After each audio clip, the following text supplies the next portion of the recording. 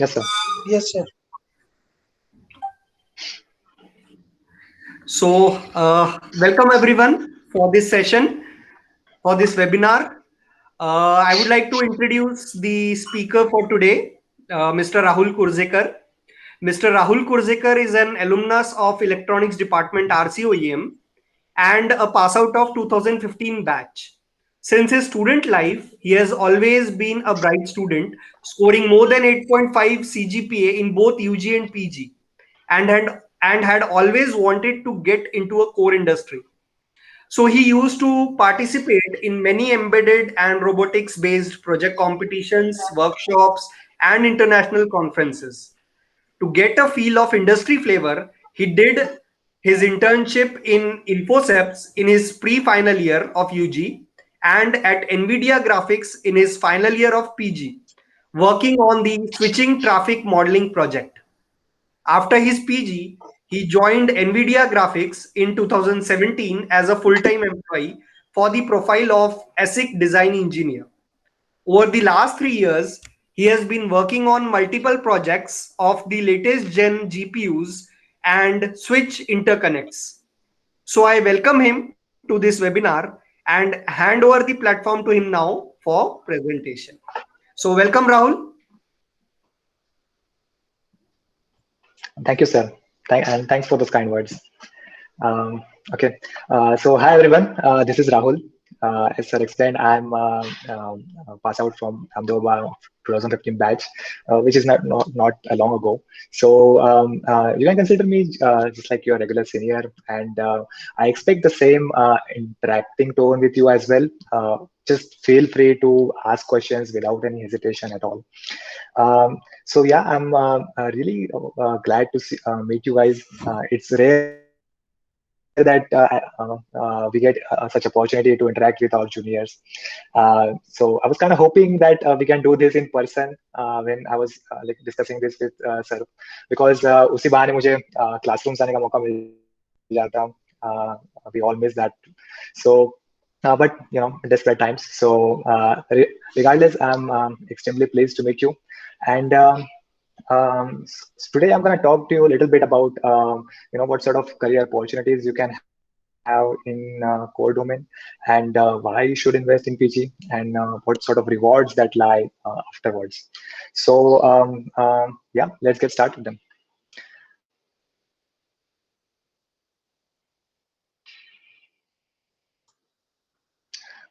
I hope you guys can see my PowerPoint screen. Yes, Rahul, it's visible. Yeah. Okay, thank you.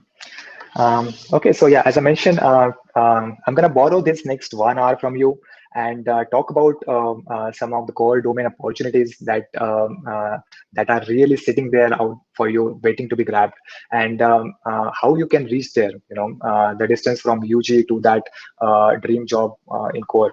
So how you can bridge that gap. So I'm going to discuss that in the next 1 hour. Yeah, so here's the base agenda.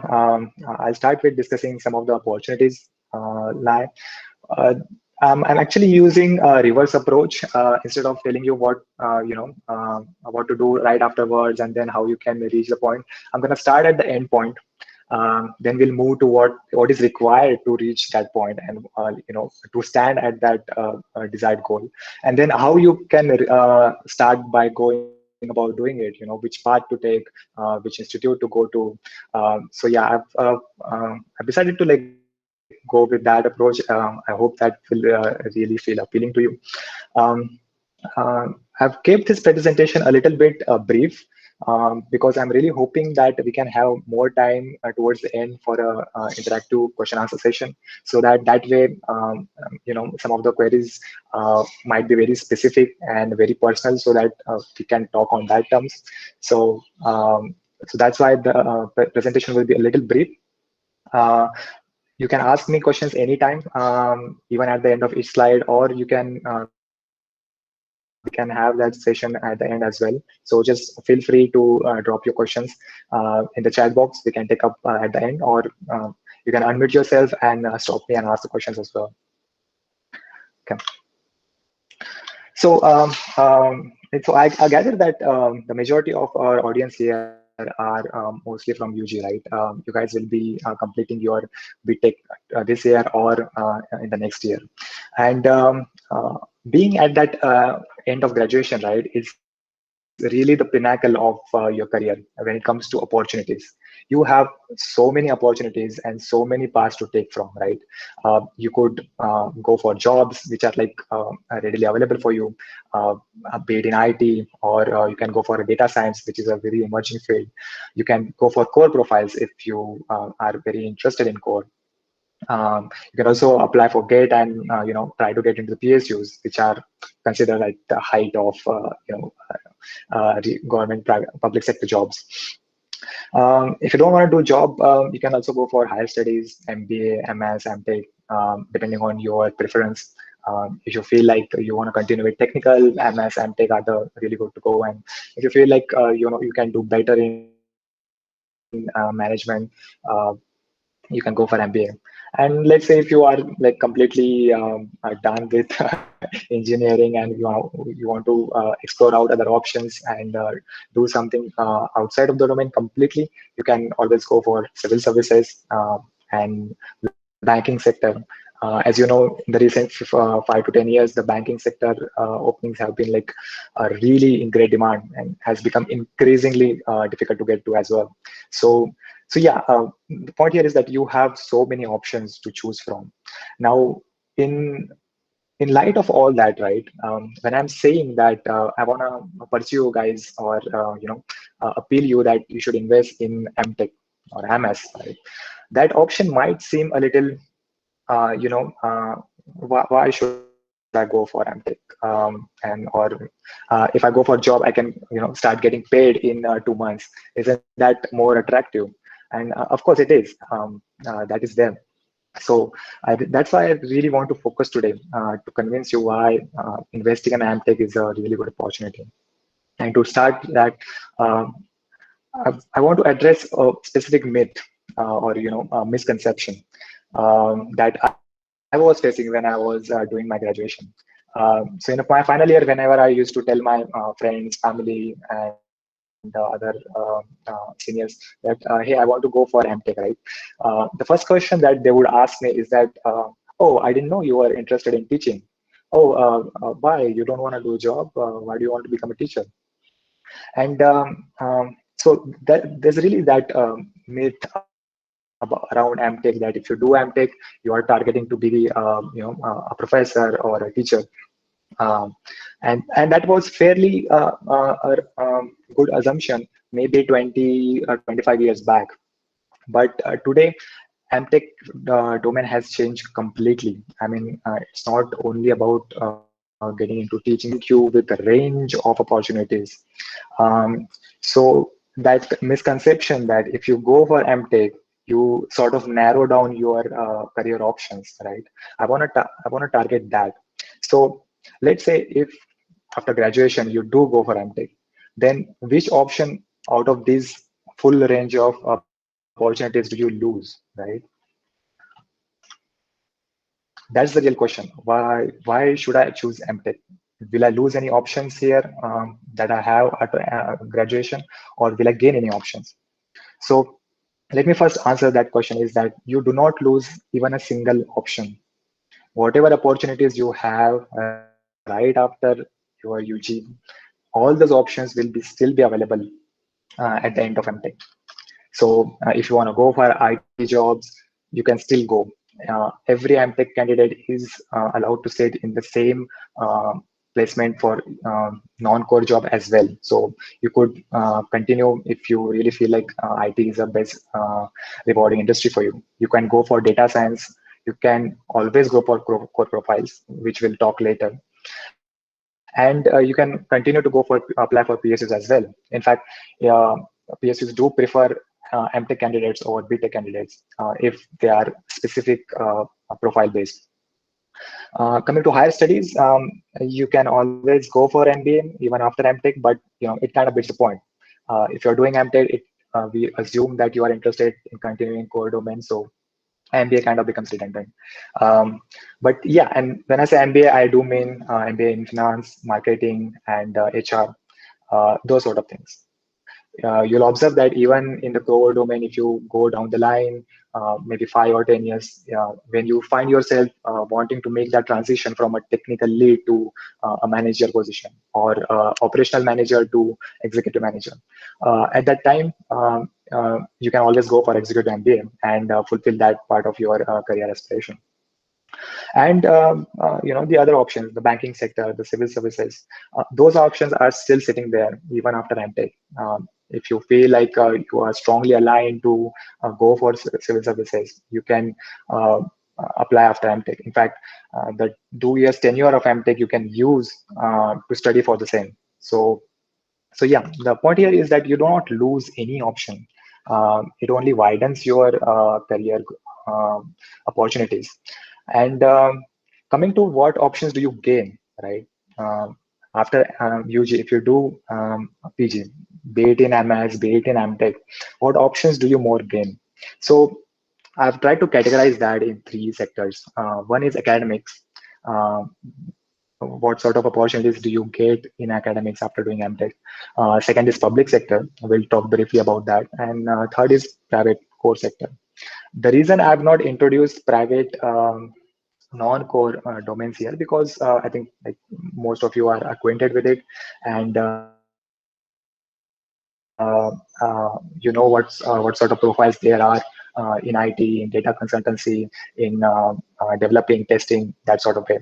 So I'm going to assume that most of you are interested in core domain, and so if you go for MTech and if you're still choosing a private sector, it's definitely worth going for core. And we'll talk a little bit more on down the line as well. So let me take a few more slides and talk really about these gains that you have of post PG. So first is academics, right? Now, if you are an MTech graduate, right, you can go for research and development. And when I say research and development, I do not mean only PhD. Okay, there are lot of public as well as private organizations who are investing significant amount of their profit into researching new technologies, be it like organizations like DRDO, BARC, or even private organizations like Intel, Qualcomm, IBM. They are always researching new technologies, and what they require are people who are specialized in their domains. So, say if I am an organization who is looking to hire a graduate who is really good in electronics, so that I can get him to work on ICs. Now I have a candidate who is UG, who has done electronics engineering, and I have a candidate who has done MTech in the same domain. It's very instinctual that I prefer an MTech candidate because of their specialization, because they have spent 2 more years studying relevant subjects and doing relevant projects. So you get that extra edge when it comes to those opportunities. And secondly, research centers, right?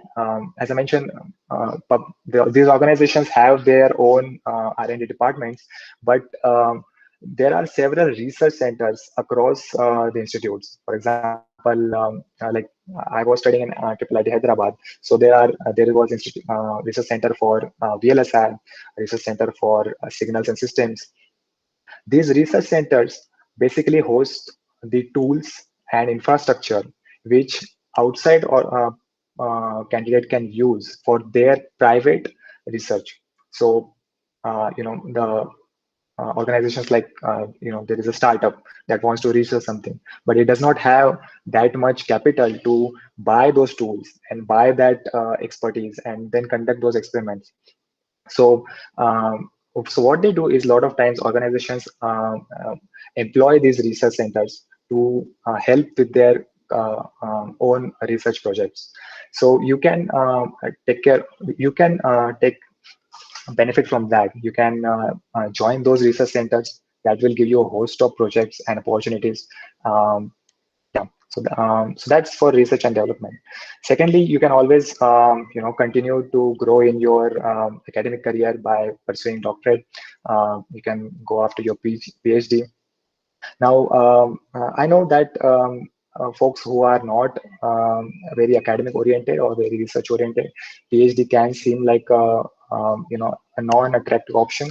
But let me target that myth as well. Um, when I was doing my MTech, I got to interact with a lot of PhD candidates, and their work is extremely interesting. It's mostly research based, but in terms of the projects that they undertake, in terms of interaction they have with the industry, with the faculty, and the top experts in that domain is significantly great. So that is an option you can seriously consider if you find yourself more inclined with research and a growth in academic sector.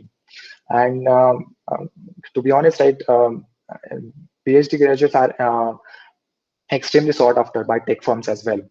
If you talk to somebody who is working in Silicon Valley, USA, they will tell you that instead of UG graduates, companies there go after MTechs and PhD folks by a lot. I mean, they offer a ridiculous amount of money so that they can come to their firms and work on their research projects.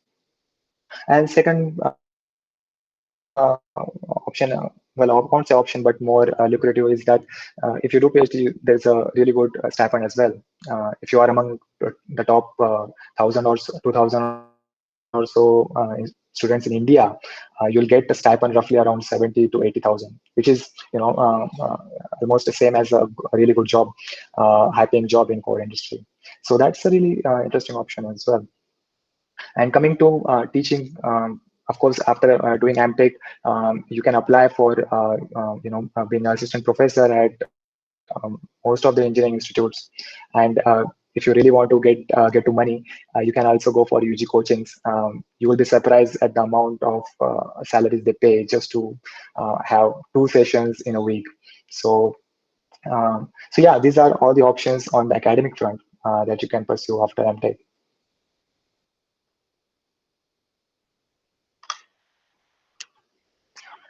Coming to the second option, right, the public sector opportunities, right?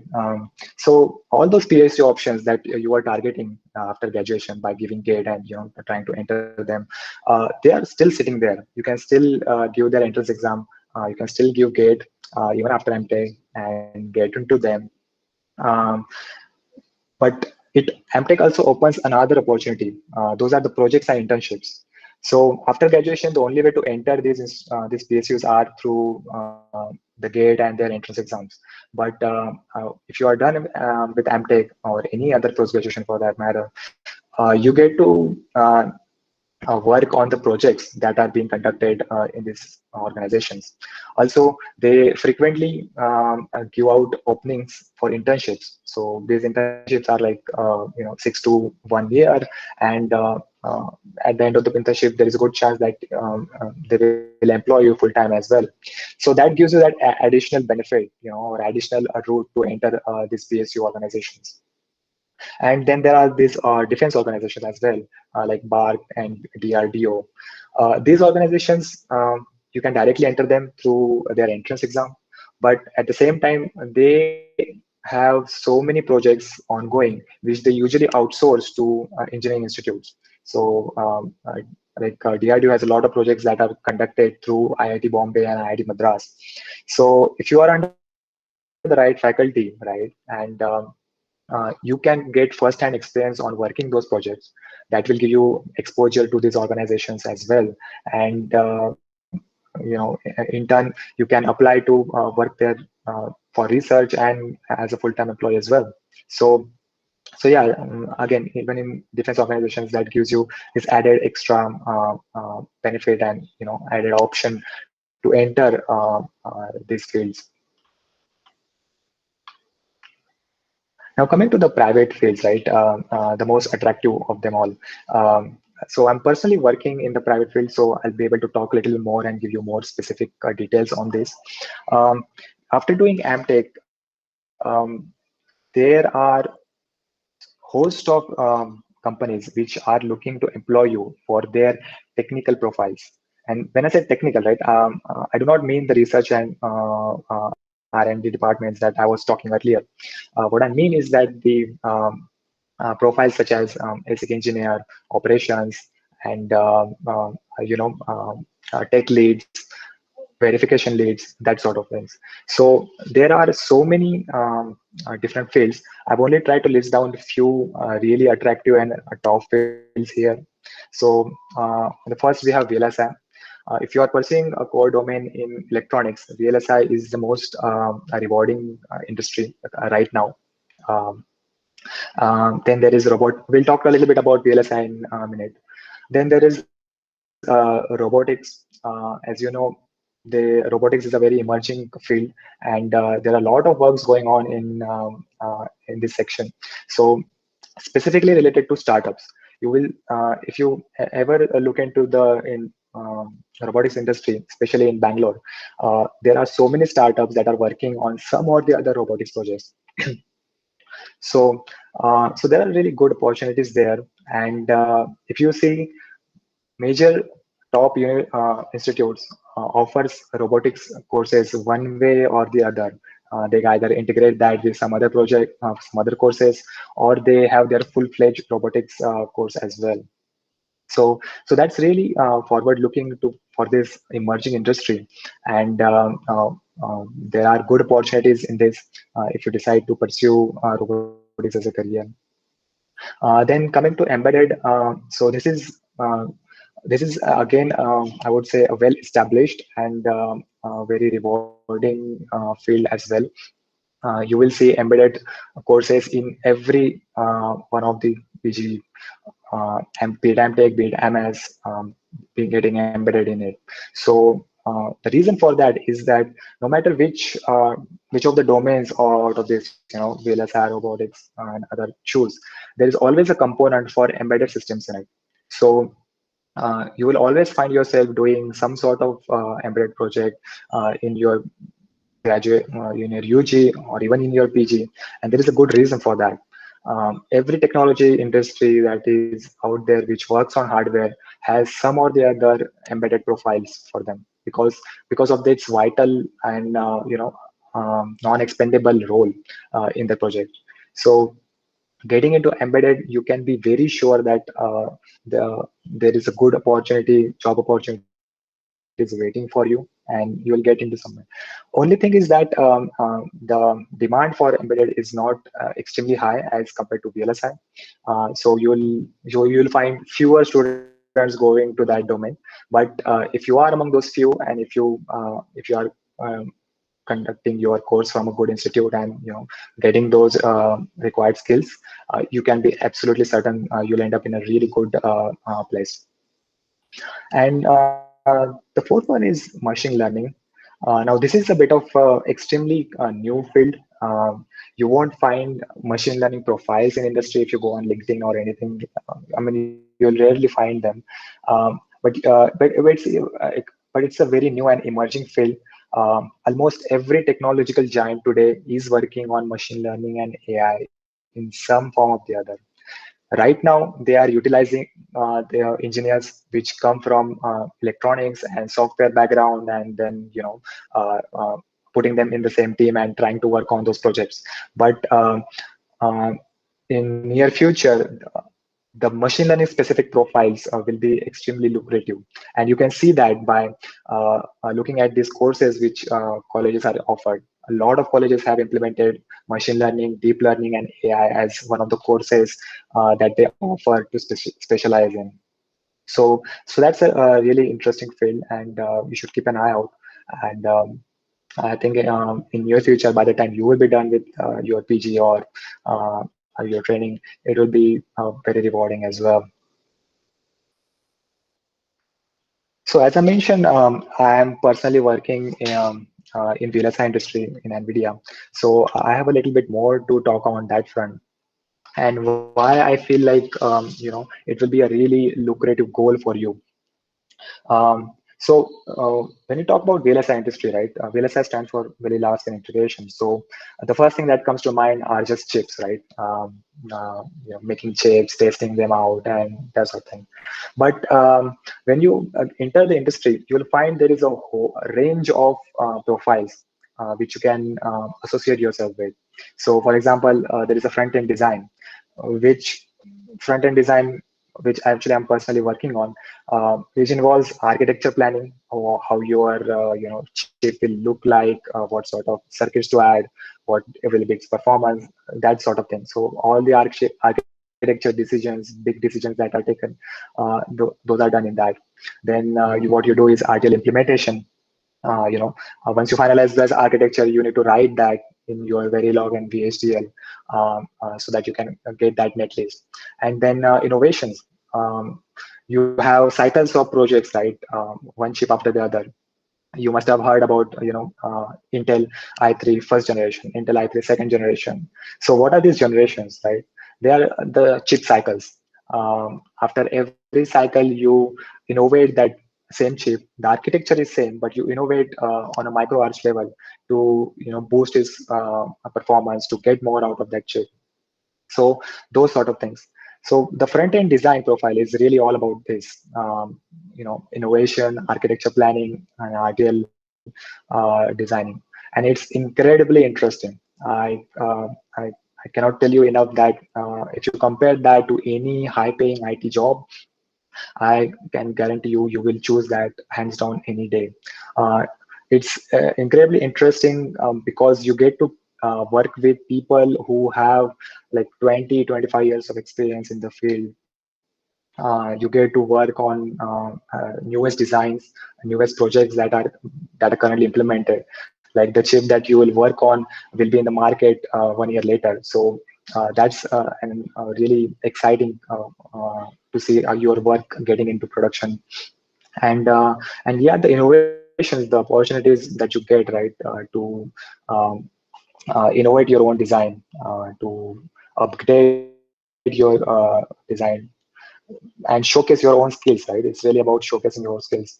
That's really good in this profile. Now, secondly, if you're somebody who's not much into design, there are verification profiles. So whatever the RTL, the upper guy has written, right, the designer has written, you also need to verify that before the chips goes into production. So you have this verification profiles where you do front end RTL testing. You run simulations on the design. You create scenarios. Okay, what sort of test I should write for this? Where will it fail? You test out its performance, you test out its functionality, all that. And you really get to set benchmarks, right? If I'm saying, okay, this is my adder, it should work at 5 gigahertz speed. So that's the benchmark I'm setting, so that any other chips, be it yours, be it from your competitors, uh, you can see that if it matches that benchmarks or it falls short of it. So the verification profile is also very extremely attractive for people with have that vision to test out the designs in a really exhaustive way. Then there is Silicon Solutions profile. This is essentially everything that you get to work on after the chip comes from production. So, creating those boards, putting the chips in the socket, testing it out for power, testing it out for functionality, running drivers on it, doing ATPG testing, everything that you do on once you get your chips in your hand, that comes in Silicon Solution. And remember when I said that every industry has some sort of embedded into it. So Silicon Solutions is that for VLSI industry. You will see a lot of embedded students being employed for Silicon Solutions because they get to work directly on hardware and the drivers that you need to associate with it. So that's a very exciting as well as very high risk, high reward profile as well. Then there are physical design, back end. All of this was for front end verification and design. Now there is back end profiles where once you have written the netlist, you export it out and you decide, okay, I have a chip where I'm going to place all these circuits on. how will I partition it so that it can interact with each other properly? How are the wires looking? Are they too big so that it won't make timing, that sort of thing. And so physical design is another aspect of profile which you can expect in VLSI industry. And this is something that usually get associated with the VLSI word. Whenever you say, okay, I'm working VLSI, people assume that you are usually working in physical design. And let's say if you're somebody who's extremely interested in coding, somebody who's good in developing new systems, new tools, there is array of companies which work on EDA tools. Now, what are EDA tools, right? Uh, these are the tools which is used by the companies which are actually making the chips. Like, for example, Intel is a company which actually makes those chips. But to help out in their work, they use tools from companies like Synopsys, Mentor Graphics. What these tools help you with, are drafting your circuits, verifying how the simulation looks like, checking out what will be synthesis, how will the area look, will it run, will it make timing or not. So all this comes under EDA tools. So if you are somebody who's really keen in development, right, you can go for EDA tool profiles in companies like Synopsys, Mentor Graphics. Um, I think one of the examples that you might have used in your UG is like ORCAD, right?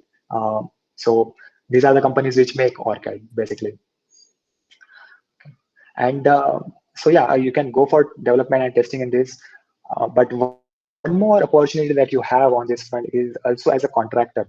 So these tools are so complicated and so big, right, that the production company, for example, Synopsys, they need to send their own employees as a contractors to the company which is using the tool, so that they can act as a intermediate between this tool and the actual engineers working on it. So so there is a range of contractors which are employed every year by the chip designing company. So that's really a good opportunity for you as well.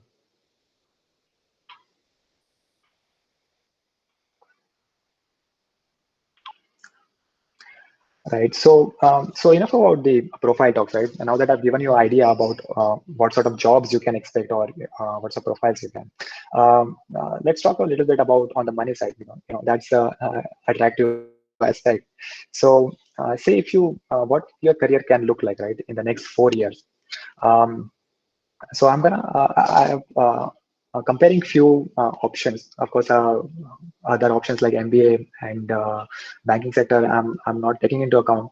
I'm solely thinking if you are interested in course and your immediate IT job, and I'm comparing them. So to give you a brief look, say you start right after your graduation and join your IT job. Now, I understand the starting package for a IT uh, job is like around 3.5 to 4 LPA. And out here, I'm assuming a very average and majority wise case. Of course, there will be people who get quite a high starting package, and there will be people who get much lower as well. But talking about average, so let's say you join an IT job, you get about 4 LPA. You stay in it for 2 years, and after 2 years, once your contract ends, you look into switching it. You switch to another job in the same industry, and that gives you about 30 to 40% good increase. That will get you around uh, 6 to 7 LPA, and then you again work for a project or more in that company for 2 more years. Again, you switch. That's the really handy tool for growth in IT industry. So again, you switch into a different company. So at the end of 4 years, right, you should end up with around 10 to 11 LPA as your uh, get home salary, right? Um, Now, let's say if you instead of an IT job, you choose a core job, okay? Now, I know the core jobs starting packages are slightly fluctuating, but for the sake of comparison, we'll assume that it is same as your IT job. So you start on 4. After 2 years, you would get to about 5 to 6 LPA. Now this is because in the core industry, the initial years are not that rewarding.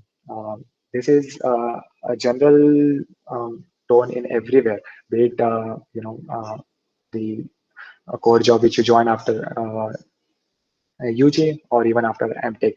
So the earlier years, that's because you are still gaining experience, and in the core industry, experience matters a lot. So you are still gaining experience, you're still gaining expertise in these years. So you'll get about a little bit less rise than you should expect in IT job. And then after working for 2 more years, at the end of four, you'll get a good bump about 30%, and you'll end up roughly around the same area where for you had for the IT job, 9 to 10 LPA. Now, let's say you manage to crack, get really well, and you join the PSU right after your UG. So PSU, everybody knows, PSUs are extremely lucrative because of the job security they provide and the higher packages. So if you join, on an average, you should be able to see around 10 LPA of a package to receive, and this is I'm accounting for the perks that you get. If you know, right, if you have research PSU jobs, the take-home salary is not much, but the major lucrative factor there is the perks that you receive. So considering all those perks, you'll get a roughly a CTC of about 10, 9 to 10. Uh, but the thing is, in PSU, you can't have a year-wise growth as well. So you'll see increase only when the next pay commission comes out. So say you are extremely lucky, and then in the next 4 years you get the next pay commission, it will give you a good 30 to 40% increase, and you should find yourself around 14 LPA, and you are stuck there till the next pay commission comes up. Now, coming to AmTech, right? Let's say if you invest in AmTech from a good institute, you go do good projects, and you target one of the profiles that I was talking about earlier, right? Say in the VLSI industry. So obviously, for the first 2 years, you won't have anything. You would still be in your completing your MTech. But right after MTech, the starting package you can get as high as 12 LPM, and that I am talking just as a general average case. There are it can go a lot higher as well if you manage to bag that MTech from a extremely reputed institute like IIT. That will go significantly higher. So talking about average, right after MTech, you should see a starting package of around 12, and you get a year-wise growth as well. So considering the next 2 years, you should see a good 30 to 40% increase, and that will push you till 18, 19 LPA. So just like in rough comparison, right, you can see how rewarding MTech is if you target right goals in compared to the immediate job offers that you have, the immediate opportunities which can get you earning right after 2 months of college. If you choose to hold back and invest your 2 years in MTech, in the long run, it can be extremely rewarding.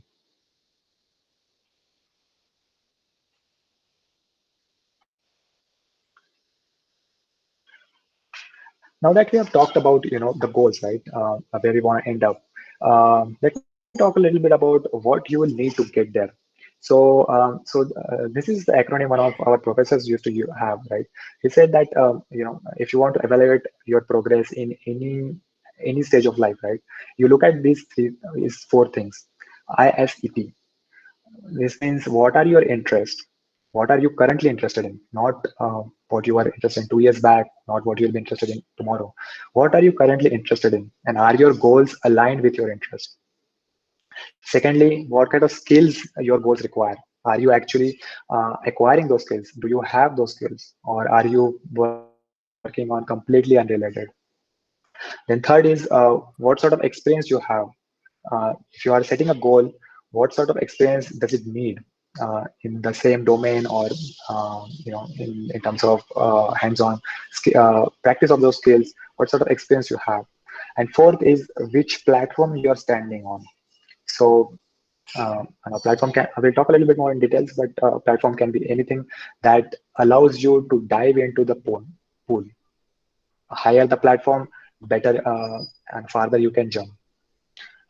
So let's dive a little bit deeper. Uh, I'm gonna skip the interest because it's very intuitive that you, for pursuing a career in core domain, I hope that you are interested in doing so. You have a natural inclination to prefer core profiles over non-core IT profiles. So you gotta answer that question. If I'm doing a pursuing a PG and job after that, am I interested in that, or is it just a means to an end? So I'm gonna assume that you have that jotted down. Now coming to the skills, right? What kind of skills are required to get into the profiles that we just discussed? So say a company is looking to hire an engineer for its technical profile. Okay, for example, ASIC. Now, what sort of skills you as a candidate, right, would want to showcase to the company so that they hire you? So, taking a brief look at that, what skills can you acquire? So the first is right aptitude. So when you are working in MTech uh, or any other PG, right, you get a lot of company exposure. And what you need to use this company exposure is that to decide, which sort of profiles are there that I should target. As I mentioned, right, while explaining the profiles, um, you can have aptitude for coding, so you can go for tool development. You can have aptitude for planning, architecture, that sort of stuff. You can go for design, or you can have an aptitude for verification. You are good in writing tests and figuring out those scenarios. So you can go for a verification profile. So having that, identifying that what sort of aptitude you have and what profile you want to target. And let's say if you feel like I want to target the EDA tools profile, but I don't have the right knowledge for it or right aptitude for it. So then you work on developing that. So the first skill is that you got to have the right aptitude for the job you're targeting. Second are the tools. When you are working on projects or on internships, right? The major significant factor of that are the tools that you get to work on. So, for example, right, you all must have used some sort of tools for design, Simulink or MuSim or OrCAD, right, in your UG days to generate a circuit and try and simulate it out. But when you go to a company, they might be using some different tool, right? The tools that we use could be very outdated, although they do provide us with the basic functionality. But there is a good chance that the industry is 5 to 10 years ahead and using completely different set of tools. So what sort of these tools that you get yourself exposed to? So if let's say if you are targeting a VLSI industry, so you have tools like Cadence, Voldy, functional verifications tools. Now these are something that the industry giants actually use. So let's say if I get to use the same in my MTech course, if I get my hands on it, if I understand what sort of functionality it gives me, what sort of features it gives me, right? So the company will be much more inclined to hire you because they see you as somebody who is already well acquainted with the flows that they are currently using. Similarly, on the physical side, you have synthesis tools by Synopsys and Mender. Um, so if you say that I have done this project and I also ran synthesis on it, this were the area count and this were the instance count.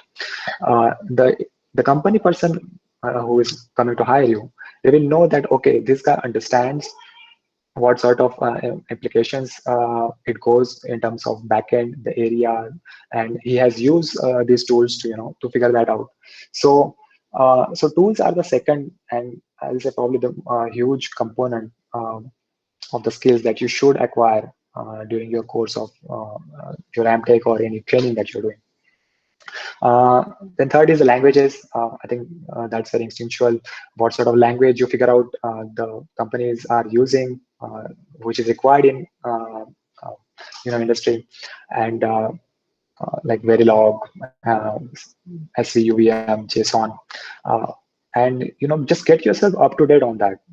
If you say that, okay, I know I can write a circuit in Verilog, the person will be very much impressed, rather than when you say, okay, I do not know the language, but I can learn it in 1 month and then I can generate it, right? So all upgrading yourself with those skills beforehand, before you are going and knocking on the door, right? That gives you an added edge. Then there are other skills like innovations. You know, uh, Innovation is the term sounds big, but when it comes down to is upgrading small stuff.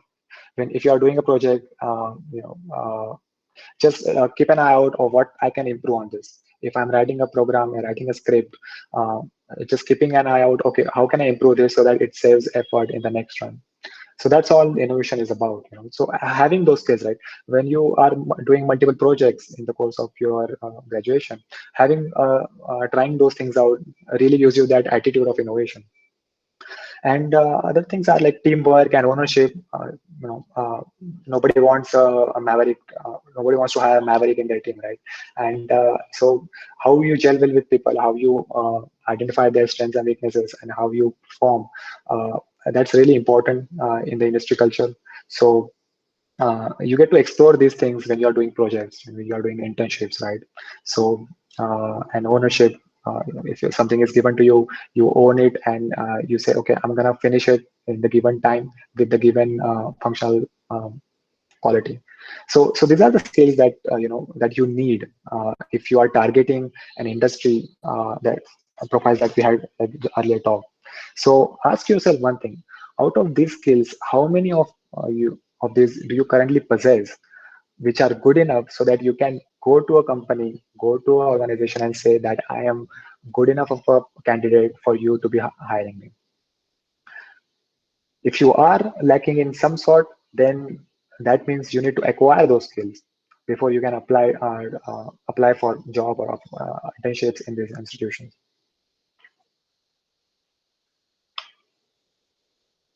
Now, another important factor, is experience. So when we're talking about in core industries, VLS Abbott or embedded or robotics, experience is of significantly high importance. And when I say high, I mean is that the more experience you have, the more demanding you become in that job. So remember when I told you, right, in the initial years, the core industry is not very rewarding. It won't give you much raise. But as the years go on, your demand and your rewards grow exponentially high. So what companies are looking for, when it comes to experience is like the hands-on practice. How much practice you have uh, on industry tools, working with standard libraries, uh, while doing projects, while doing internships. So how much of a hands-on practice you have done? When you say that, okay, I can design a circuit, I can verify it in simulations, uh, but how much of it you have done, right? If you show those skills on multiple projects consistently, then the interviewer is convinced, okay, you are a good match to be hired. But when you say, I have done one project, so I know how OrCAD works, and I have also run some simulations on it, it does not instill that confidence, right? So you really have to up your game, increase that hands-on practice on tools and on systems. Like, for example, if you are going to for a VLSI interview and you say that you have worked on FPGA, that gives you an instant boost in your profile, rather than when you say, okay, I've only worked on EDA tools and simulations. So that's what hands-on project practice is about. Then comes the projects. This is the probably the most important component of your resume. uh, I mean, I know we have our academics and our pointers, what sort of internships you have done and that thing. But when it comes to interviews, you will often find that the core industry, people straight away focus on your projects. When I was interviewing for one of the organizations, uh, the interviewer asked me about details about my mini project from undergraduate, something that I did in my third year. So after 4 years, just because it was mentioned in a single line on the resume, he asked me and grilled me for 20 minutes over it. So your projects are something that uh, that serves as a highlight of your resume. So it's up to you if you want it to boost you up, or if you want it to bring you down. If you focus on making doing good projects over the tenure of your MTech, and even in your UG, right? That can give you incredibly good highlighter on your resume. And just make sure that your projects are relevant to your goals. If you are targeting something related to robotics, so make sure that your projects are in line with that. If you perform uh, a physical project on design, or some verification projects, they will still be good, but it won't be appealing for the interviewer, right? So make sure those are relevant to the profiles you're targeting. And thirds are the papers. What I mean are the publications, right? Uh, the more projects you perform and the quality of projects you perform, you will be able to showcase that in IEEE conferences, or paper presentations, and that serves as an additional boost on your resume.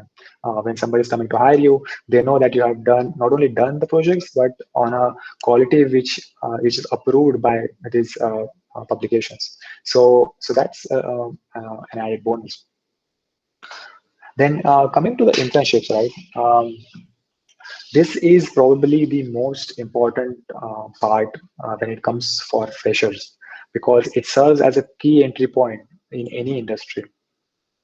um, if you if you are somebody who wants to get into let's say a VLSI industry, uh, the job offers, the placements that they have, the placement drives they perform, of course you will be looking out for them, but you should give equal importance to the internship opportunities that are present as well.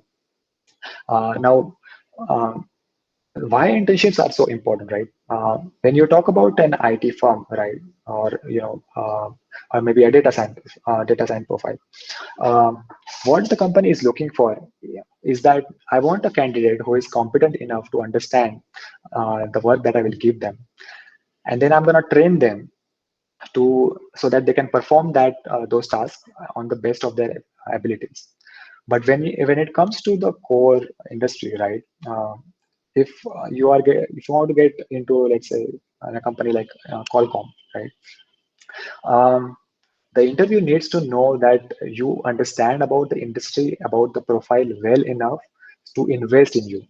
And when I say invest, it's not a 2 month or 4 month training that you usually see in IT firms. It's a year or a long investment. So if they want to invest so much in you, they want to make sure that you are right candidate for the job. You could be the highest topper of your branch, gold medalist, but if you do not have the right aptitude, right skills for teamwork, you will not be a good fit for his organization, right? So they want to know all those aspects about you. They want to know how you perform on the job, and so that's why they need a little more time rather than just two rounds of interview. And that's why they prefer to hire freshers from internships. What internships gives you is that a big long-term exposure of the actual work they are doing. You get embedded into the teams, directly working on the current gen chips. You spend 6 to 8 months, sometimes even a year with them. You get acquainted with the teammates, how they work, how the flows work. You might as well have to create your own tools and flow there. So the company has a significantly longer time to evaluate you, to decide whether you are a good fit for them or not. And that's why they prefer internships to hire freshers rather than direct interviews. um, but of course, one more thing is that when it comes to core industries, especially VLSI, uh, the conversion rate, right, from an intern getting a PPO and getting converted to full time is significantly higher. So much higher that the Amtech institutes, when they release their reports, they will specifically mention as well that these many students got internship offers, because they are very confident that those internships will get converted to full time if something like really upside happens on the way. So there's a really good chance of getting conversion. So internships are something that you definitely should focus on, and look at it as a key entry point to get into any industry. We'll talk a little bit more on internships and what sort of opportunities you can have with Amtech down the side. Then there's always the work experience. Folks usually prefer if you have already worked in industry, so that you know what sort of corporate culture is, how you perform and how you behave in a team setting, that sort of things. And also your failures, right? When you are doing a project and apply for that paper presentation, but you get rejected, you learn from it. You learn what's the failing factor there, what I need to improve on. So what sort of failures you faced as well, that becomes an important factor in your experience as well.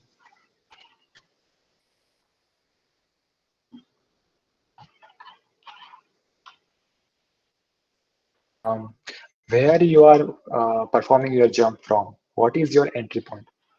uh, uh, I'm sure most of you have seen swimming pools, right? They have these multi-level jumping points. So it's very intuitive, right? If you jump from the ground floor, you'll maybe dive at least 1 meter far.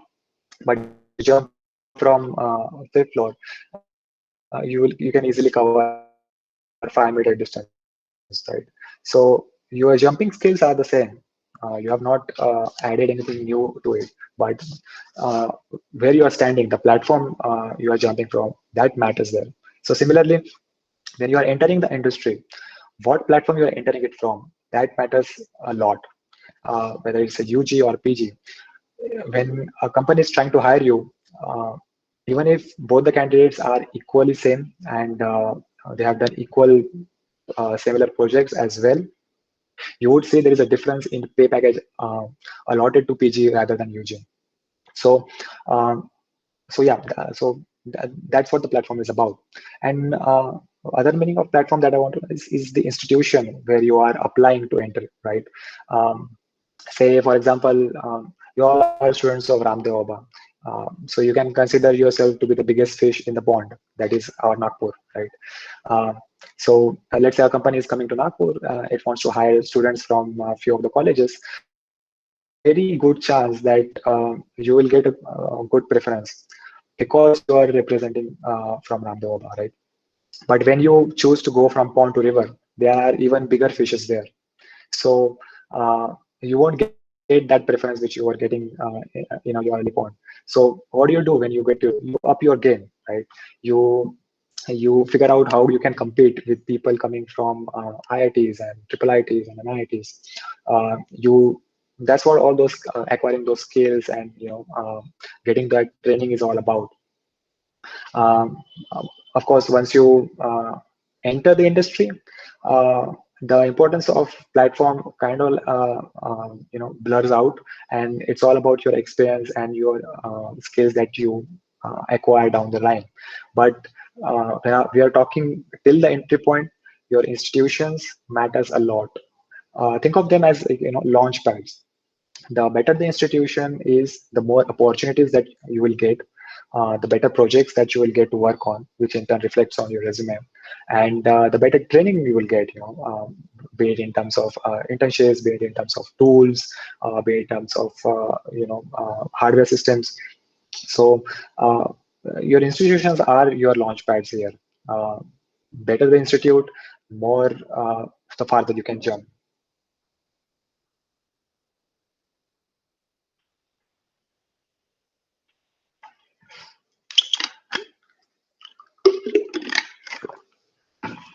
So now that we have looked at what sort of how to bridge that gap between that goal of a job you have and where you are in UG, right? So which options can you take to bridge this gap? So really, that's where I wanted to emphasize on the point of investing in higher courses. So you can go for MTech, or you can go for MS. Now, when I say MS, I mean MS programs that are offered by our Indian institutes. Uh, of course, you can always go for MS abroad. There are really good universities outside of India, but usually it's extremely cost uh, unfriendly, you can say. It's gonna burn your pocket a lot. So if you can afford that, definitely you should go for it. It will give you much better opportunities. But thinking that you don't want to invest that much, and you're looking something in India, right? So then there are MS programs in Indian institutes as well, which are equally very rewarding. So I'm going to talk a little bit on that as well. And then there are some training institutes, right? Say you don't want to do a full-fledged MS or MTech program, but you still want to get into the core industry. So there are some institutes which can help you facilitate to bridge that gap, right? So we'll talk briefly on that as well, right? So the first option is, right, the MTech. I personally done MTech, so I can answer more specific questions on this if you have. Uh, so primarily, let's say, right, when I'm saying that you should invest in MTech, what you can expect out of these MTech institutions, right? So I think we have covered a lot in the previous slides, but we'll just go over them in the context of MTech. So when you are when you're studying in MTech, the best things are the projects. Every subject that you take, right? There are like you can have at max of like 4 to 5 courses per semester, and every course allows you to indulge yourself in a project. You can select your own projects. You can go to faculty and ask them if they have some projects they are currently working on that you can help with, and you can really cater these projects to your own goals. So if I'm targeting a robotics career, then I can uh, cater these projects towards a robotics domain, right? So, so this is a significant importance, because all these projects will go on your resume, and there is a really good chance that 60% of your time in any interview you will be grilled on projects only. So yeah, so while doing MTech, you get good opportunities to really sharpen that aspect of your resume. Then there is faculty guidance, as I mentioned, right? You get do a lot of projects under faculty, and usually these faculty have projects ongoing from outside organizations.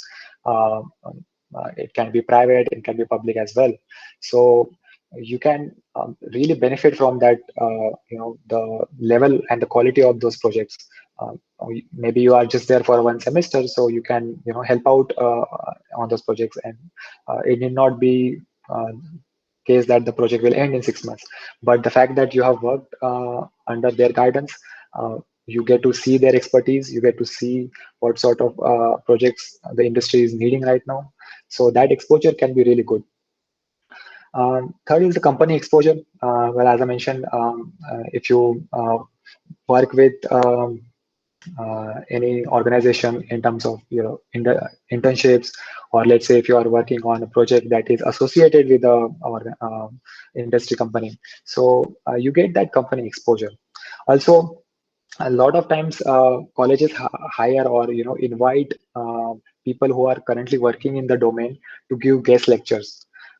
When I was performing my MTech, we had a whole subject for the semester being taught by a visiting faculty, who was currently employed in one of the top VLSI industry, and so the kind of insight they bring, right, to your classes, the lectures, when they are giving you, trying to explain you a concept, they give you relevant references from their actual work that's going on. So that kind of company exposure can be really important in envisioning and really curating your own projects to be in the line with that. And the most important aspect, right, at the end of the MTech are your placements. And usually MTech courses have a very definite placement structure. I mean, all the colleges that provide MTech courses, they have a really definite placement structures, because MTech in its term is, time-bound course for semester exercise. So colleges can treat their placement just like they treat for the UG. So usually institutes have really good placement, coordination office. They have good ties with the companies that are in the industry giants. So they can really facilitate that placement for you. And you can see that in the numbers they provide, right? Any good college will boast how much placement they do, even for MTech as well. So think that you benefit out of MTech is a really robust placement structure. So yeah, and then internships, right? As I mentioned, for MTech, colleges usually have a structure, quite good structure for placement, and that is extended for internships as well. The companies that come for hiring students, for employing them full time, right? A lot of times, what happens is that they, in terms of job offers, they also offer internships. So you will see a scenario where 4 students of your batch are placed and students are got internship offers, and this is all because of uh, the companies know that the students are the really the cream layer of that college has to offer, and they don't want to let go of that. And so they want to invest 6 months and try to gauge more and see if they're really fit for the job. And as I mentioned, there is a really good conversion rate as well. So if you get an internship offer, you can be almost certain that it will be converted into job offer as well. So the institute which provide MTech, they also inherently focus a lot on internships. So you can really benefit from that. And of course, the tools we already talked about. The colleges for the tenure MTech, they employ a lot of industry level tools so that their students can get their hands on practice on it. So you can really up your game by using them while doing MTech.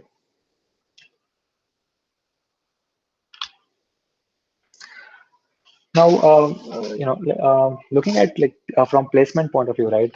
Ultimately, that's what your goal will be. So, a few top colleges that I wanted to recommend if you do intend to go for VLSI industry, right? So, for example, like if you can target IIT Bombay, which is the best place to do microelectronics. Um, uh, and one other thing about IITs are the fee structure is extremely less as well. Uh, if you compare it to NIT or any other private, IIT will cost you a lot less. I think in my time we had so low fees as much as I think 40,000 for 2 years. But in recent years, I think there have been talks that the fees have increased, and I think for IIT Bombay, you can expect about 1 lakh or 1.2 lakh for 2 years. But if you compare that with any other institute, right, it is still extremely lucrative and attractive. Not to mention the stipend you get. If you are studying for MTech and if you are doing a TA or RA under any faculty, you get a stipend of 12,000 per month.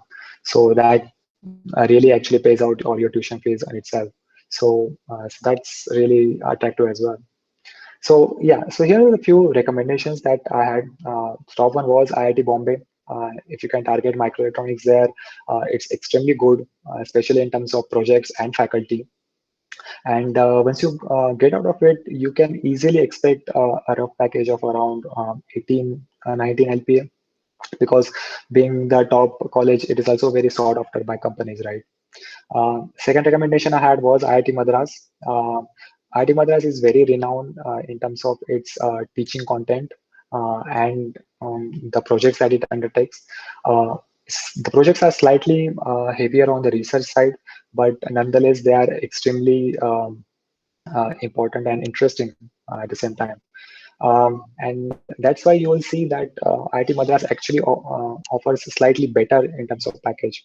You can expect 19 to 20 LPA as a starting package after graduating from IIT Madras.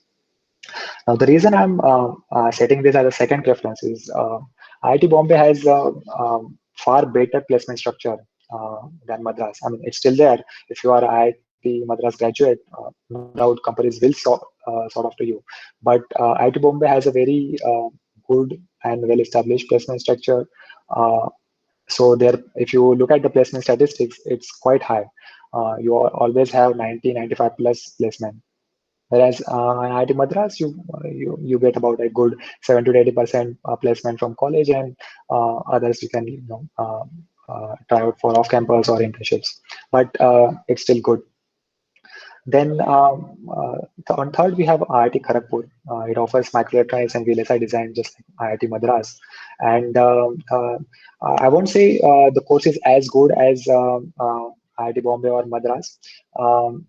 You might have to focus a little bit more on projects and internships.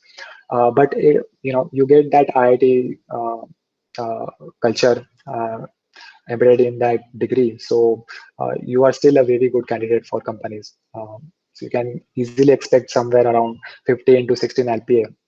Not as great as IIT Bombay or Madras, but at that range you probably won't care about it.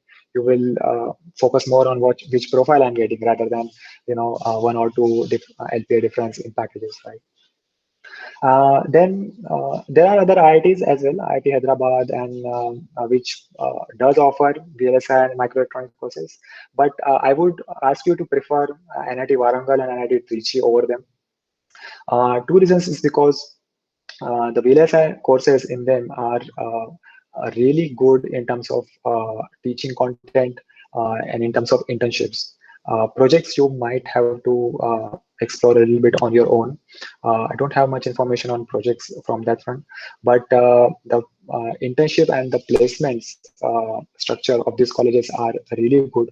They have good ties with industry giants like Intel, Qualcomm, NVIDIA, and that can get you placed very easily, or at least get you that internship, which you can easily convert.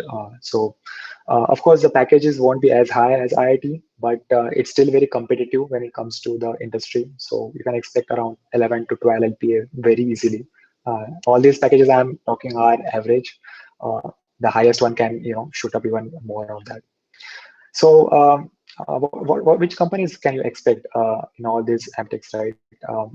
As instead of listing down separate ones, I try to put down a list together because they are mostly same. They overlap in terms of profiles they offer and placements they do.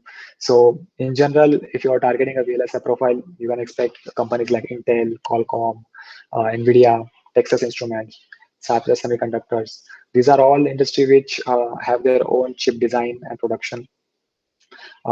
Then again, you have companies like Xilinx, which works on FPGA development. So that's a really good profile as well. And then you have companies like Samsung and IBM, which are like multi-industry giants. They invest heavily in VLSI industry, and what it offers you is that the freedom to have to work on a varied team as well. So if you are in Samsung, you can choose to go for analog design, digital design, power systems. So they will have a more varied range of profiles to choose from as well once you are in the industry. Now, apart from this, right, I know I've listed down the top 5 colleges which I would like to prefer you guys to join. But apart from this, there are other institutes as well which you can target to end up in the same place. For example, you can also do microelectronics course from IIT Hyderabad. You can go for VNIT Nagpur. You can also go for IIIT Hyderabad. You can go for BITS Pilani, BITS Hyderabad. Depending on whether it's private and or government, the fee structure will vary. And what they lack is the significant placement ratio that you have, right, in these top colleges. You won't see that there. But regardless, you can still have the internships, you can still have the training that you get during MTech, and you can apply for these companies off campus in the off campus drives. And being from this reputed institute gives you that edge that you will be easily picked up. Uh, in fact, like for example, companies like NVIDIA, Intel, they hire a significant amount of interns from BITS planning. So if you are somebody who can, get into bids, so it's extremely good way or good option to choose for MTech. One thing to note is that institutes like BITS, Triple IT Hyderabad, VIT Vellore, these are private institutes, so the fees will be slightly on the higher side. For example, BITS can go easily up to 8 to 9 lakhs. Triple IT Hyderabad can cost you around 6 to 7. Same with VIT. So when it comes to when you compare that to IITs or NITs, right? IIT Bombay will get you, as I mentioned, 1.2 lakhs for 2 years. IIT Madras is even less. It's around 70 to 75,000. NIT Warangal, NIT Trichy, they can have, I think, 1.7 to 1.8 for 2 years. That's excluding the residential fees. So getting into this IIT and IIT can be lucrative because of lower fees. And the private institute will have slightly higher fees, but they also provide good placement structure and good internship opportunities as well. Now, coming to the MS projects, right? When I was talking, when I mean MS, I mean from the Indian institutes that you have options from. So, so some of the good institutes that you can do MS from are IIT Madras. You can do MS in electrical engineering. Then you have IIS Bangalore. It's really one of the top colleges sought after by companies. So if you can get into it, I will say put down everything else and just go after it. So IIS Bangalore offers a varied range of MS programs. The ones that you will be preferred for you will be electronics and EC engineering. And then you can also do MS from CWest, that is like Center for VLSI in Triple IT Hyderabad. It has good, all of these institute has, when you go for MS projects, right, they have a good research-based orientation. So they want to focus your efforts more on research. So some of them have time-bound courses, while others are free. You can extend that from 3 to 4 years to finish your MS. So what to expect from this, right? And how is it different from MTech? So as I mentioned, the first thing you will notice that is different is that MS is a very research-oriented course. So it is not time-bound. So there's no guarantee that you'll finish in 2 years. You can take, instead of 2, you can take 3 years as well. And but you'll have more research exposure. More research exposure also means more faculty guidance and more exposures on the industry side with their connections.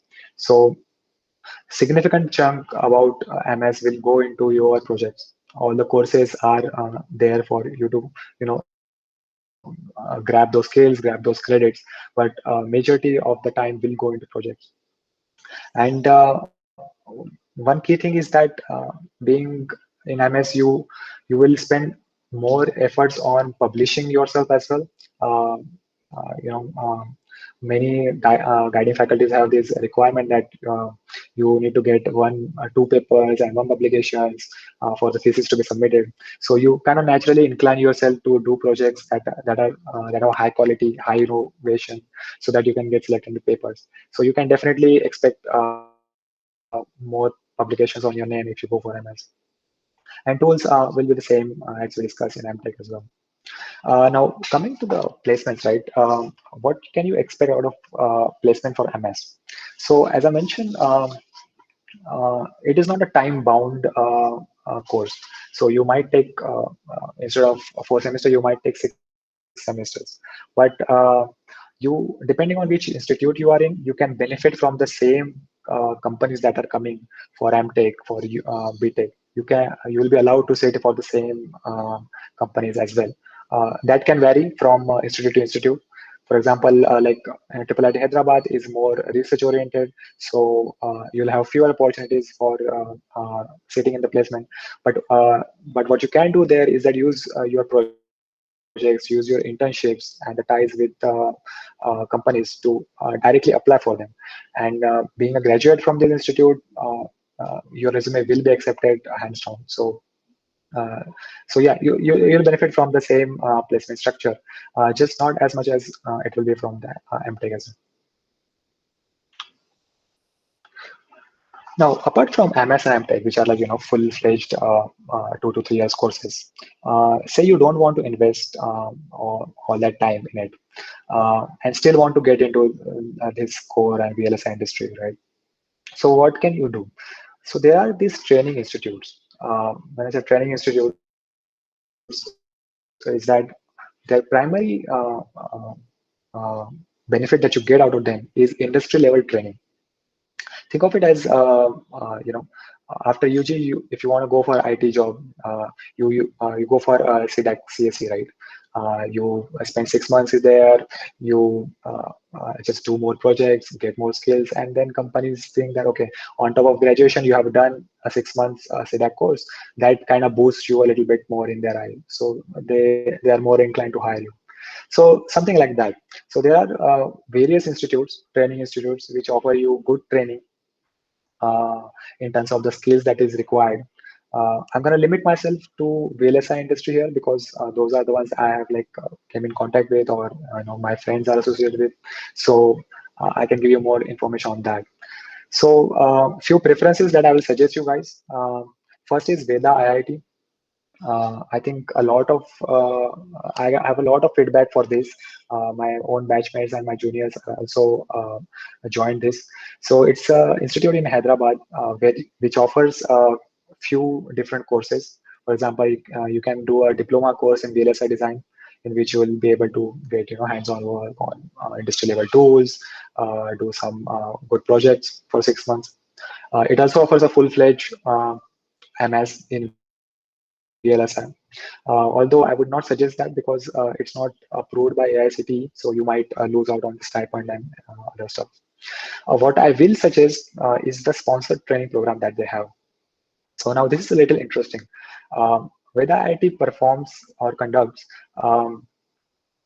entrance examinations. So they have in this they have few rounds of tests, which test your aptitude, technical, coding skills, all that, and then followed by interviews. You can apply for that, and you need to pay minimal for like 2,000, I think, as an entry fee. If you do get selected after these rounds, right, what happens is that you can tag yourself as a selected candidate for a job or for a future job. Okay, so there are a couple of companies which are associated with IIT. For example, Socktronics in vehicles. What will happen is that if you cleared their entrance examination and interviews, one of these company will pick you as a future candidate, future job candidate for their own. They will now sponsor your 6 months training program at Veda IIT, which will be which you won't have to pay. But what they expect out of you is that at the end of the 6 months, you will come and work for them. And I think that's really interesting because you can look at Veda IIT as just somebody who's conducting that entrance exam, or rather, the CPT that every company will do. So after that, you get a free 6-month training and you get a full-time job at one of those companies. So, so I think that's a really interesting opportunity for you if you don't want to invest in MTech or MS. It can get you a guaranteed job as well. Now, as I mentioned, if for this sponsored training, all you need to do is pay for the entrance exam, and the rest of things will be easy. After the finishing of the training, you can expect to join the company Socktronics or Invecas at about 3 LPA. That will be your starting package, and there will be like yearly increment, but it won't be much. So after 2 to 3 years, you can expect yourself to be around 6 LPA. What it does provide is that it provides you an entry point to get into an industry. After after those initial 2 to 3 years, right, you can shift from Softonics to other company, and you can get a massive rise simply because of the skills and experience that you have acquired over those 2 to 3 years at Softonics. So that's really the key takeaway here. That do not look for that starting package, which is like a really small 3 LPA, but in 4 years you could easily be over 10 to 11 LPA in the core domain, and that's close to what you can do from a MTech institute as well. So yeah, I would highly recommend going for the sponsored training by Veda IIT if you can get into that training program. Coming other preference I would suggest is VLSI Guru. It's an institute based in Bangalore. Now it has a lot of directed courses. So if you go to their site, you will see courses ranging from Verilog, design side, PD backend side as well. So there are a lot of courses provided by them. Two courses that I would personally recommend are VLSI internship, which is a 1 year long internship. You'll get to work on an industry level project. You'll get yourself acquainted with the tools that are used, and I think if there is a industry company participating in it, you'll also get a good company exposure, and which you can turn into a placement offer as well. And then there is functional verification training. There is like sort of a whole training on the VLSI side front end, so which is also good. It's a 6 months course, and that should give you a good training on all aspects of front end designing and verification. And cost-wise, it's also very effective as well. I think both the internship and FA training will cost you about 35 to 40,000. And I think getting those skills, it's a very lucrative offer as well. So if you find yourself not wanting to invest in AmTech, this is really a good opportunity. However, one caveat is that VLSI Guru do not conduct extensive placement rounds. They provide you a lot of support in terms of getting you acquainted with the companies, getting you in their placement drives, which the companies perform on their own. But VLSI Guru do not perform drives where they invite companies from outside. So yeah, you should look at it as a training course where you get the skills and then you go out and apply for those companies there. Another institute is Maven Silicon. It's one of the top institutes for VLSI design. It has good companies associated with it. For example, Synopsys, AMD, Cypress, SI, and you can do a long-term course that is of 6 months in VLSI design and verification. It will cost you slightly higher, around 90K to 1 lakh. But the quality of projects and the corresponding company industry exposure is also good. So it's definitely worth thinking. And if you cannot go for that, then there is a short version of that as well, where you spend 2 months where you get to work on the tools, where you get works on many projects. Company exposure, I think, won't be that much since it's for less duration, but it will come around 35K as a fee. So I think it's more affordable like that. And there are other institutes like you can do VLSI course in CDAC as well. CDAC institutes usually have a good placement structure, so they'll be able to invite companies, core companies as well as IT firms, in that where you will get opportunity to directly sit in the placements and get in. That will serve as a good entry point. So yeah, as I was expecting, right, from the institutes, what they lack is a really good, robust placement structure, which you will see in usually MTech and MS institute. But what you get is a really good, high quality hands-on training on industry level tools and projects in a very short time. So from a UG graduate, you can in 6 months you can get all the skills that is required to enter that VLSI industry. and which is a good bargain, I think. And secondly, they also give you this core company exposure. You work closely with industry. You get faculties and experts that are working in the industry to come and teach you. So that's really an added bonus there.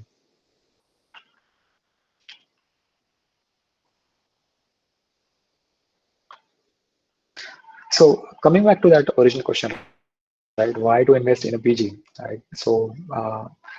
If you do invest in PG, you get this extra edge in the field, in every field, be it government jobs, be it research development or any private field.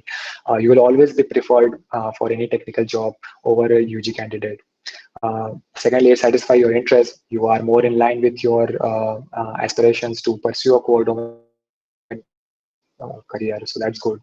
Third, it gives you that good 2 years of chunk of time to acquire the skills that is necessary, along with the industry exposure that is relevant, right? If you know beforehand where you are going and where you are ending up, you will be better prepared for it.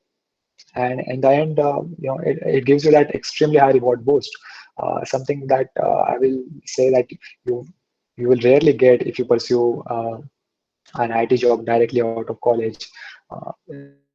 So on reward side, it's extremely high. So it's definitely worth investing in it, in the MTech and in the PG course, in any course for that matter. So yeah, I think that's all I had. I think we're way over time. But yeah, I wanted to cover in detail the things that you need to acquire to get into your core dream job, and want to talk a little more on the opinions as well. So I think we covered all that. Yeah, so feel free to ask any questions if you have.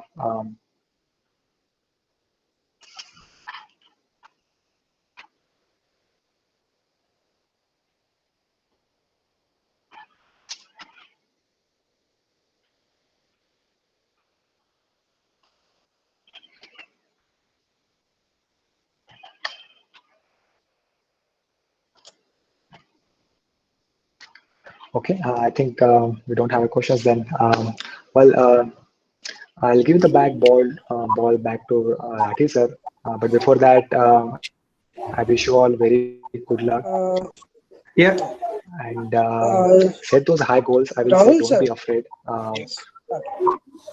Hello. Oh, sorry. Rahul sir. Looks like we have a Yes, question. there are some questions. Yeah, please go ahead. There are some questions in the message box. The first is asked by Adivardhan. Sir, I am trying to decide between MS and MTech. Can you share your views regarding this? I think I'm losing your voice. Can you repeat the question? Question is, sir. I think I missed your question. Can you? Sir, the question is that I am trying to decide between MS and MTech. Can you share your views on this regards? Mhm. Prospect wise, are they? Is there any difference, or please share your views? Lokesh, I'm really missing your audio in between. Can you drop your question in a chat box? Yes, it is there only in chat box. Questions are there Rahul, in chat box. the questions are there in the Thank you. chat box. Chat box.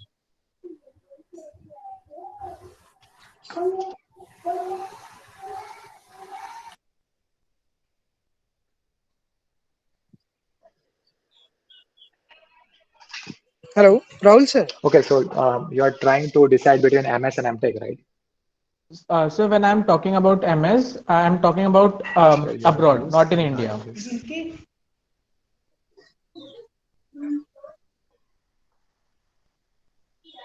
Okay. Yeah. Let me answer the first question. You are deciding between MS and MTech, right? And how to choose between them. So first of all, I'll say if you are planning to do MS abroad, right? So you can definitely target the top universities, right? The University of Chicago, Massachusetts, and other. Um, the key factor there while targeting, right, is the cost that you need to incur, right? As you know, the courses there are significantly expensive. So the best way to go about doing that is if you get a scholarship. Now, if you have research, right, majority of the institutes do provide scholarships, but they are usually partial, or or they come with some conditions, right? You need to be extinguished member of an organization, or you need to have some a strong social work done. So, if you can afford that, right, it's really hard to get a full scholarship on that front. But let's say if you get a good scholarship, 50%, 60%, and you can afford the rest of the tuition fees, and you are getting a good university, I will suggest go for it. Definitely go for MS over MTech. Now, if that is not the case for you, if you are getting, a subpar university, or if you are, if you cannot get a scholarship, you cannot hit that highest mark, and you need to pay a lot more, then I will say, then look at the ROI, right? If you are investing 20, 30 lakhs in it, and are you getting out that much out of it? Whereas if you invest in a IIT college in India, let's say IIT Bombay, you just need to invest 1 lakh. Even that will be refunded through stipend. So the ROI that you get out here is really good. Now, that's how you go about making that decision. If you can get in a good university with a good scholarship, definitely go for it, MS. If you can't, then think about what the ROI difference is. If that is the case, I will definitely say go for MTech. Prospect wise, right? When it comes to prospects, the two things, right? If you do MTech from Indian Institute, right, the companies that you hire you will be the same, almost same companies that will hire any MS graduates outside from the outside university as well. It's just that they will expect you to work there. If you like come back in India, you are again being will be hired by the same companies, and you will be given the same package as MTech guys. So uh, look at the markets that you are in. If you are doing MTech from IIT Bombay, you will be working in India with a really good package. If you are doing MS from a Chicago University, you will be working in the same, it could be same organization, but the package will be different. But those package also associated with the cost of living, right? You in India, it's a lot cheaper as compared to in US. So prospect wise, do not worry about which sort of companies will hire you, or which sort of how much package rise you will get. It will be good in both the cases. Uh, Make sure that the amount of investment that you need to make is in line with what you can, and what you want to invest. I hope that answered your questions. Yes, sir. Thanks a lot for your perspective. Like, I'll think about it. Thank you. Sure. Second question is, how did you get to answer? How did you get to answer of this question?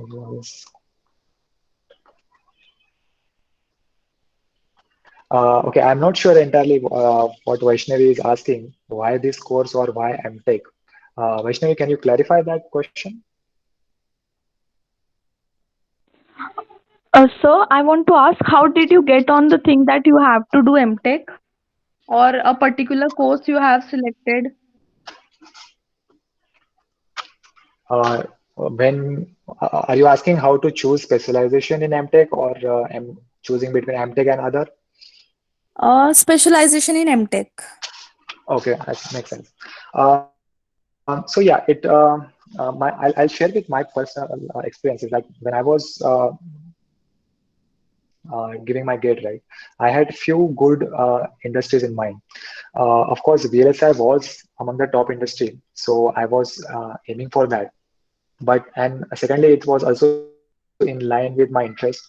When you are studying in your 7th and 8th semester, you have courses that are VLSI based, right? CMOS and VLSI design, and some other stuff.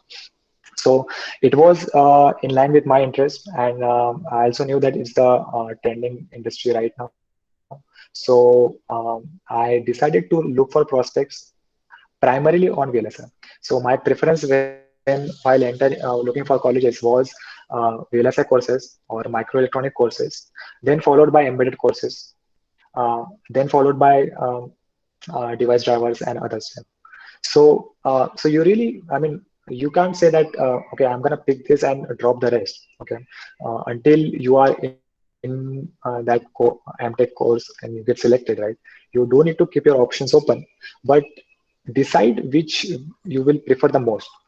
Right now, I can tell you hands down, VLSI will be the most rewarding for you in terms of packages, in terms of projects as well, and the kind of work that is going on. But if you find yourself somebody who's extremely, affluent, extremely high affinity towards embedded, right? For example, so then there are good opportunities there as well. What you do need to do is just set that as a top priority. Choose embedded projects and embedded courses to get into while choosing the institutes, right? And then follow up on that. Uh, it's like, for example, when you're going into engineering, right? You had to choose between CSE and electronics, right? Now, obviously, you know beforehand, even joining a college, that CSE has better job opportunities, right? But electronics also gives you roughly around good job opportunities, but it also has that if you are interested in electronics, so you preferred electronics over CSE at that time. So stuff like that, right? Um, you first of all ask yourself which is more in line with your interest, and ask yourself, is it worth investing? There are domains, right? For example, power control and operations, uh, driver operations. These are also really good, but I'm not sure if they will be as rewarding. So then, you are investing 2 years and you really don't see any companies employing you out of the box, right? Then that's not very attractive, right? So I will suggest then go for the rewarding careers. That will be best. Okay, thank you, sir. Sure. Okay, so Vishal is asking Perl or Python, which is better. Yeah, so uh, yeah, definitely. Like if you look at in general perspective, Python is new and more trending, as they say. But what you need to really think about here is, can you completely ignore Perl as well? Because majority of the industries are still using Perl. Okay. Now, Python is relatively new. Of course, if a company is starting a new project, they will employ Python. Um, so you definitely worth learning Python is, but there is still a significant chunk of tools, flows which still use Perl, and it's just not worth the investment to spend time and people into upgrading all those scripts and flows to map everything to Python, right? So you also sort of like need to know how the Perl works on the back end. But yeah, if you want to choose between the two, Python is definitely better. Um, in many projects, Perl is used, but in 1 or 2 year, Python is used. Which language? Yeah, I hope the previous answer also answered that question. Okay.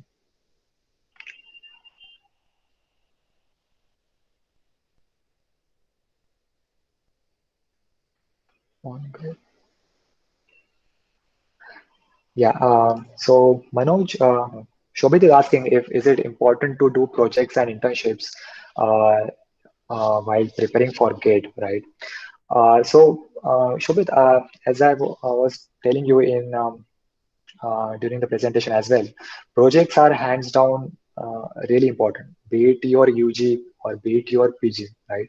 Uh, Please do not think that you can do projects in MTech and you can ignore projects in UG.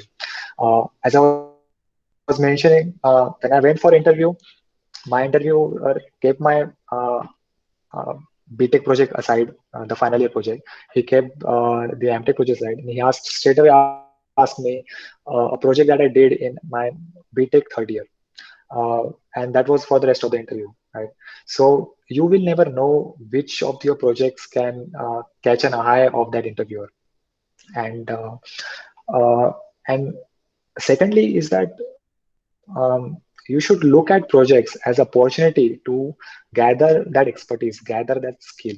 Okay. For example, if I'm working in my third year, I worked on a GSM based project, right? Um, which it was a very simple project which used to detect a gas and then send a SMS to your mobile.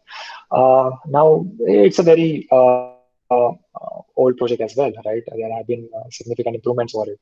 What it allowed me at that time was to learn how these different units work together. Let's say if I'm using a new processor, or if I'm using a new module, GSM module, what do I need to learn? I need to learn that what sort of interface protocol it uses, what sort of inputs output it has, what sort of ALP I need to do for that. So projects allows me to gather those skills. So the more projects you do, the more you'll get to sharpen and showcase your skills. So I will say, hands down, uh, do as much projects as possible. Okay, that do not compromise on that. Of course, if you find yourself that okay, I definitely need to choose between preparing for GATE or preparing for project, right? Uh, I will say you can distribute that time, give less importance to maybe uh, few subjects in that, or maybe few aspects of that project, but definitely do project. Okay, GATE is important. That will be your entry point in. If you find yourself okay, in the final year I need to spend more time in GATE, then focus more on the projects that are in third year or pre-final semester, right? Yeah, so that way. And then yeah, it's okay to for a semester or so go relax on the projects, focus on GATE, but then you continue with the same approach in AMTech as well, that you bump up your projects for each subject and continue doing so. Yeah, and internships, yeah, same with internships. Um, I will say, Ratif sir was just telling me that now you need to you can do a full semester internship in UG, right? You can really use that to get in touch with company, industry, how it is. But let's say if you are somebody who has definitely jotted down that I definitely want to do MTech, I definitely want to pursue higher studies and then go into right. Internship will no doubt give you that added boost, added work experience as well. If you can manage your GATE with that, it's good. But if it comes down to preference, yeah, if you see yourself fully in line with that, okay, I definitely do not want to go for a job after UG. I definitely want to go for MTech. Then focusing on GATE will be your priority. I would say that's a good choice. I hope that answered your question, Shobit.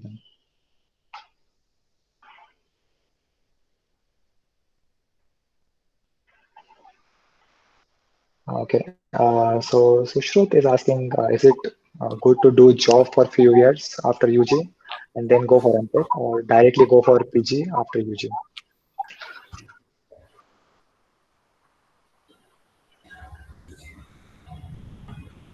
Okay. So Sushrut, yeah, this is a very popular options among people who join job, right? You'll find that a lot of people do that. They join an IT firm, spend a couple of years there, and then Rati sir, we are hearing some echo on your end.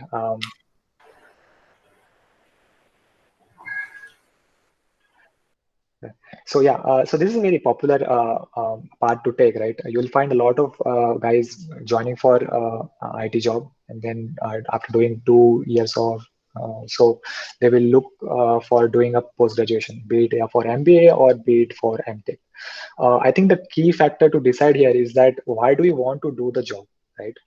If you say that you want to do a bit of saving, gather some capital so that you can invest in your MTech, then yeah, that's a good idea. You can do job for a couple of years, study on the side, it will be a little hard, I must say, because Git involves a lot of practice. So it will be a little hard, but you can definitely do that. So if you want to do job for saving up, it's a good idea. You do not lose anything. In fact, you'll only gain a company exposure, a corporate exposure. So you'll be actually preferred in the interviews as well. But secondly, if you want, if you are doing job, right, just to keep your options open, right, uh, or rather, then I will say that's not a good idea. If you have decided early on that you definitely are going to do MTech down the line, if you definitely want to pursue, then I think directly going for MTech saves you that extra 2 years, because you see, after MTech, if you are working in core profile, those 2 years of experience in IT will not give you any benefit, right? So it's kind of like those 2 years are uh, sort of wasted, for lack of a better word. So it's definitely good to directly go for MTech and pursue it if you know it very well that you want to do MTech.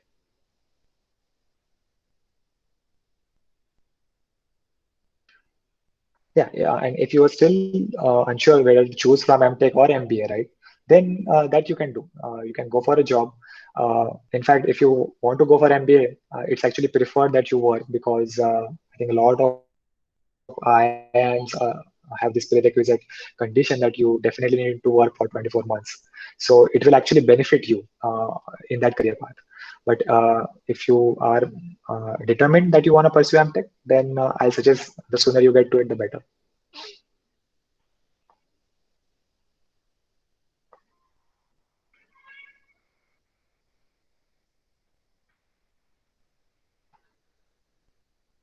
Okay, I don't see any more questions in chat box. Yeah, Sir, I just had one last question. What do sure. you like? What do you think are the current scenario of electronic score in Germany? Electronic score in Germany. Uh, yeah, I'm afraid like all the opportunities or knowledge about it, in a foreign market, I don't have that much so that I can tell you. Um, but what I do know is that lot of companies that I work with, and the industry giants that, right, they have their base offices in Germany as well. What they tend to employ are MS graduates rather than BTech graduates. So as I was mentioning, MTech, MS, and PhD, they prefer to hire these guys directly straight out of colleges. So uh, and one more factor is that the competition is less as well, right? When you are applying for a university that is in Germany or in US as well, you have more number of companies hiring relatively less number of students. So the competition is a little less. However, so I will say definitely go for it if you can. But I'm afraid I do not know the specifics of the university that you're targeting in Germany, or exactly how the placement structure of that institute is. So you might have to research a little bit more. Okay, sir. Thank you.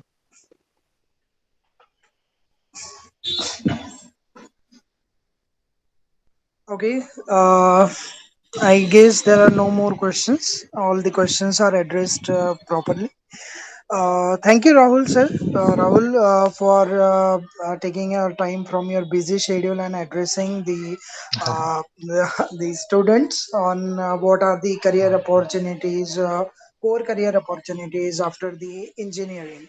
And you have It was covered a pleasure. all the aspects of this webinar in detail, and you have answered all the questions into the satisfactory level. We are really thankful that you have given a time for this webinar, and I also thank to the Vishal sir for arranging this webinar and the students for attending the webinar. Thank you, sir. The pleasure is all mine. And I really wish good luck to all of the students. And I hope I get to see more people of you working with me in a few years. So good luck. Thank you, Rahul. Thank you. And Rahul, do you mind if I give the participants your contact email ID so that if there are some more doubts, they can maybe personally email you, and maybe if you have time, you can find some time to answer their queries. Of course, sir. Of course. Feel free to pass my email ID. I'll be happy to answer any queries they have. Yeah. Thank you, Rahul. Thank you very much. Thank you, sir.